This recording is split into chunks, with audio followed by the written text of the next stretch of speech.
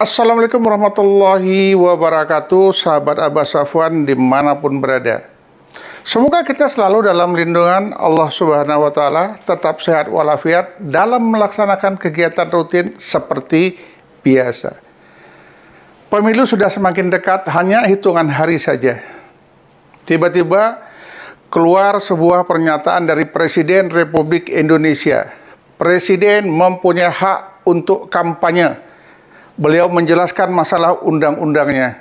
Tapi undang-undang yang diambil hanya sepotong-sepotong yang menguntungkan bagi dirinya. Padahal penjelasan ayat 1, ayat 2, dan seterusnya masih ada lagi. Tetapi yang diambil yang menguntungkan bagi dirinya. Untuk lebih jelasnya, kita lihat video yang satu ini. Nah, di sini Pak Presiden menjelaskan Undang-Undang Nomor 7 Tahun 2017. Ya, khususnya di pasal 299. Pasal itu ya ada ayat 1, ayat 2 dan ayat 3 ya. Pak Presiden harus jelaskan itu ya. Hak untuk kampanye betul, boleh. Namun kalau mengambil undang-undang jangan sepotong-sepotong Pak Presiden, harus lengkap. Ya, contohnya ini dia di ayat 1, Presiden dan Wakil Presiden mempunyai hak melaksanakan kampanye. Betul sekali, sesuai undang-undang. Yang kedua, pejabat negara lainnya yang berstatus sebagai anggota partai politik mempunyai hak kampanye. Pertanyaannya, Pak Presiden anggota partai politik tidak? Nah, itu perlu jelas Pak Presiden. Pak Presiden kan udah nggak aktif lagi di PDIP. Ya, kalau aktif pun masih ada ya. Di sini ayat 3 yang menyatakan pejabat negara lainnya yang bukan berstatus sebagai anggota partai politik dapat melaksanakan kampanye apabila yang bersangkutan sebagai calon presiden atau wakil presiden. Pak, yang presiden kan anak Bapak, bukan diri Bapak. Anggota tim kampanye yang sudah didaftarkan ke KPU atau pelaksanaan kampanye sudah didaftarkan ke KPU. Bapak sudah didaftarkan ke KPU belum sebelumnya untuk melaksanakan kampanye? Kok tiba-tiba muncul? Makanya Pak, kalau ingin menyampaikan pasal-pasal itu harus lengkap dan utuh. Ya, ayat 1, ayat 2, dan ayat 3 biar masyarakat jelas ya. Itu Pak, pesan dan saran saya. Iya, tapi orang mengerti bahwa Presiden mencari pembenaran terhadap ucapannya itu. Sebetulnya kalau kita mau fair, iya itu dalil yang membenarkan, yang membolehkan. Tapi ada dalil yang membatalkan, yang melarang, yang bahkan orang periksa akhirnya ketemu bahwa Mahkamah Konstitusi sudah bilang bahwa iya memang boleh kampanye, tetapi ada tetapinya tuh. Oh, yang ada maksud Mahkamah Konstitusi yang tidak boleh ada hubungan darah itu, Bung Rocky ya?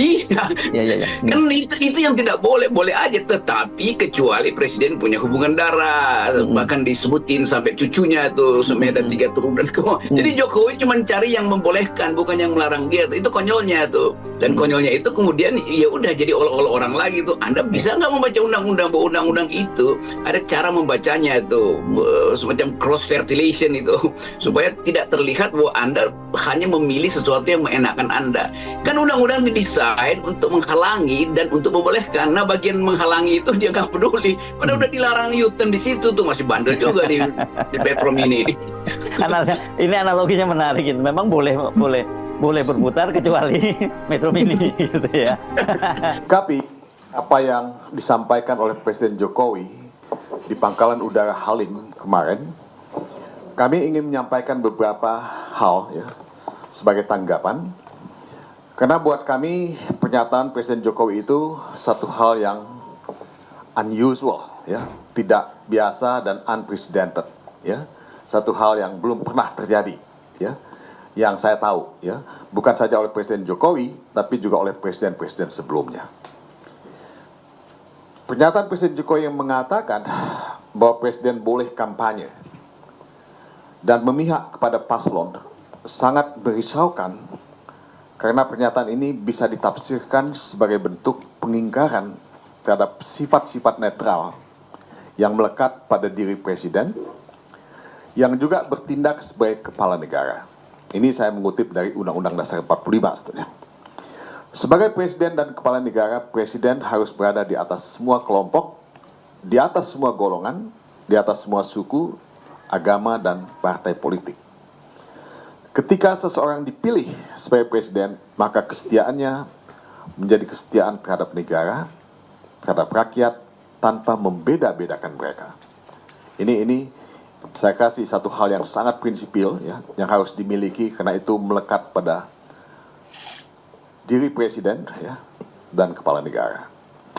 Nah, saudara-saudara, Undang-Undang Dasar 45 mengatakan bahwa Indonesia adalah negara hukum. Ini kalau kita baca pasal 1 ayat 3 Undang-Undang Dasar 45.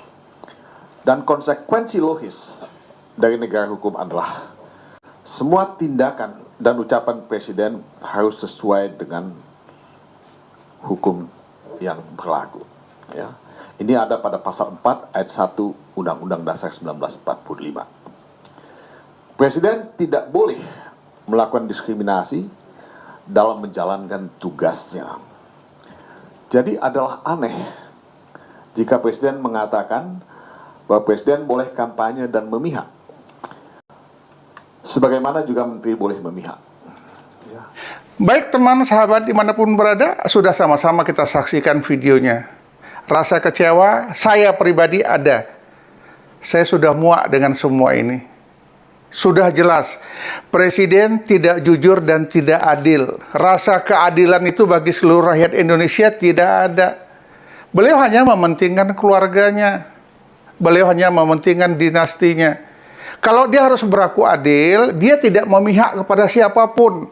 Tetapi saat ini, inilah pemilu yang paling buruk yang pernah saya rasakan, yang pernah saya lihat. Pemilu yang tidak logis, pemilu yang di luar dari kebiasaan. Apa sih salahnya? Jujur, kita ini ingin mencari sosok pemimpin bangsa untuk rakyat Republik Indonesia, untuk negara Republik Indonesia, bukan untuk dinasti. Pak Jokowi, sudahlah, kami sudah muak. Semua yang Anda lakukan hanya sampai tanggal 13.